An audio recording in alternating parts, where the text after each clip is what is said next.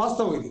Right police Jagadish case గారు, పెట్టినప్పుడు right I come back to again. మనం కొంచెం లీగల్ యాంగిల్లో కూడా దీన్ని తీసుకెళ్లాల్సినటువంటి అవసరం ఉంది. శేష్ గారు మీరు ఎలా చూస్తున్నారు? ఇప్పుడు రేపు పొద్దున ఉదయం 10ంటికి మీటింగ్ ఉంది సీఎం రేవంత్ రెడ్డితో. అదే విధంగా రేవతి భర్తకి ఒక ఉద్యోగం ఇస్తామని చెప్పేసి అనేటువంటి మాట అన్నారు.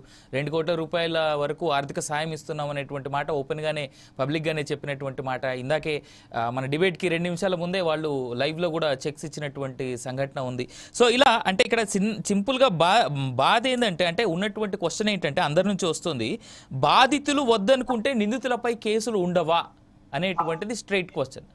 అంటే నేను కేసు వాపస్ తీసుకుంటున్నాను అనేటువంటిది భాస్కర్ గారు కనుక చెప్పినట్టు, అంటే రేవతి భర్త చెప్పినట్టు అయితే ఇప్పుడు కేసులు ఉండవా? అందరికి నమస్కారం.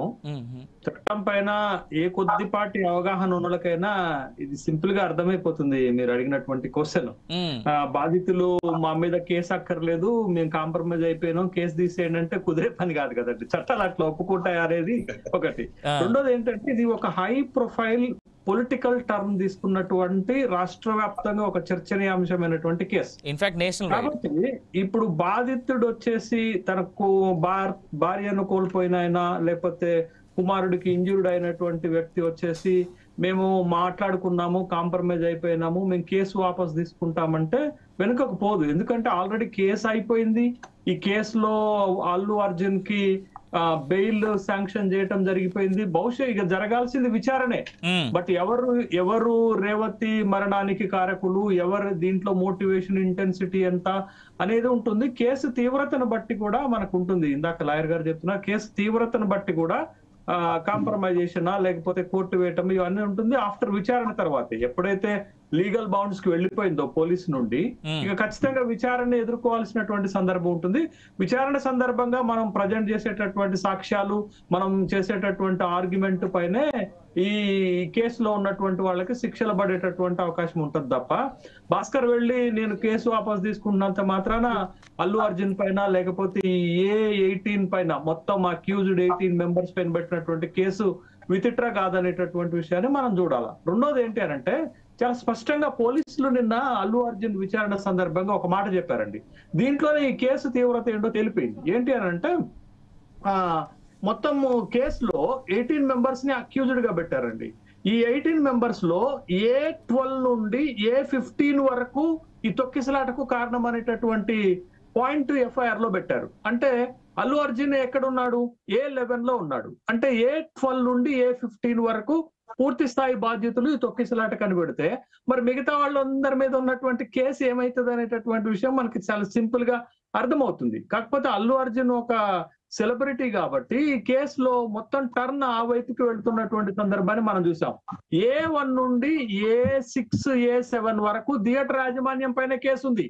కాబట్టి మీరు 1, 2, 3 అనే తీవ్రత అనేది ఉంటుంది కదా. కాబట్టి A11 లో ఎక్కడో అల్లు అర్జున్ ఉన్నాడు.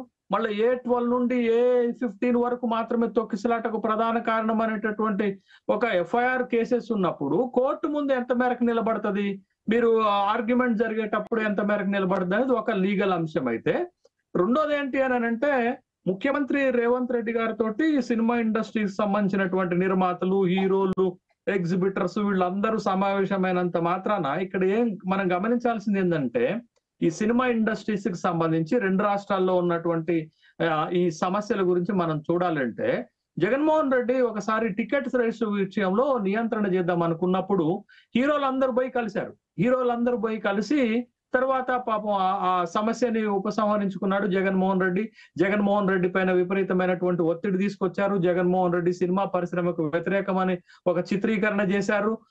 జగన్మోహన్ రెడ్డి పైన అడ్డగోలుగా సినిమా పరిశ్రమలో ఉన్నటువంటి కొందరు హీరోలు మాట్లాడారు. పవన్ కళ్యాణ్ లాంటి వాళ్ళు, తర్వాత నిఖిల్ లాంటి వాళ్ళు, తర్వాత నాని లాంటి వాళ్ళు అయితే పాపం ఏ సినిమా ఫంక్షన్ జరిగినా జగన్మోహన్ రెడ్డి ఒక క్రూరుడుగా, ఒక విలన్ గా చిత్రీకరించినటువంటి సందర్భాన్ని మనం చూసాం. కానీ మీరు 2 ప్రభుత్వాలు మారాయి. అటు ఆంధ్రప్రదేశ్ లో మారింది, ఇటు తెలంగాణలో మారితే, తెలంగాణలో ప్రభుత్వం మారితే ఒక్క సినిమా పెద్ద మనిషి కూడా వచ్చి అఫీషియల్ గా మన రేవంత్ రెడ్డిని కలవలే. కానీ అదే ఆంధ్రప్రదేశ్ లో ప్రభుత్వం మారంగులోనే సినిమా పరిశ్రమ మొత్తం ఎగేసుకొని పోయి చంద్రబాబు నాయుడుతో ఒకటి అఫీషియల్ మీటింగ్ పెట్టారు. కానీ మొత్తం సినిమా పరిశ్రమ ఏమో తెలంగాణలో ఉంటది, ప్రేమనేమో ఆంధ్రప్రదేశ్ పైన ఉంటదా? ఏంది వీళ్ళు చేస్తున్నటువంటి క్రమం? ఇక్కడి నుంచేమో నైజాం మొత్తం కూడా వాళ్ళకి వచ్చేటటువంటి రెవెన్యూ ఎంత, సీడెడ్ లో వచ్చేది ఎంత, బయట నుంచి వచ్చేది ఎంత అనేటటువంటి విషయాన్ని మనం చూడాలి కదా. కాబట్టి ఇప్పుడు ఈ కేసు వచ్చిన తర్వాత ఒక పొలిటికల్ టర్న్ తీసుకున్న తర్వాత ఇవాళ వాళ్ళ అవసరం మేరకు ఇది రాజకీయంగా కేసు బలపడం కాకూడదనే ఉద్దేశంతో ఇవాళ ముఖ్యమంత్రి రేవంత్ రెడ్డిని కలుస్తున్నారు. రేవంత్ రెడ్డి ఎప్పుడైతే అసెంబ్లీలో ఈ కేసుకు సంబంధించినటువంటి విషయాలు మాట్లాడారో అప్పుడు వాస్తవాలు బయటకు వచ్చాయి. అసలు జరిగినటువంటి తొక్కిసలాట ఏంటి, తొక్కిసలాట్లో ఎవరి ప్రమేయం ఉంది, ఎవరు కారణమయ్యారనేటటువంటి విషయం బయటకు వచ్చింది. కానీ అంతకు ముందు ఈ కేసుని ఓ 25 లక్షల రూపాయలు ఇచ్చి వదిలించుకోవాలని చూసినటువంటి సందర్భాన్ని మనం చూసాం కదా. కేసులో శేషి గారు, ఇంకా చాలా డీటెయిల్స్ మీ దగ్గర, ఇంకా చాలా డీటెయిల్స్ ఉన్నట్టు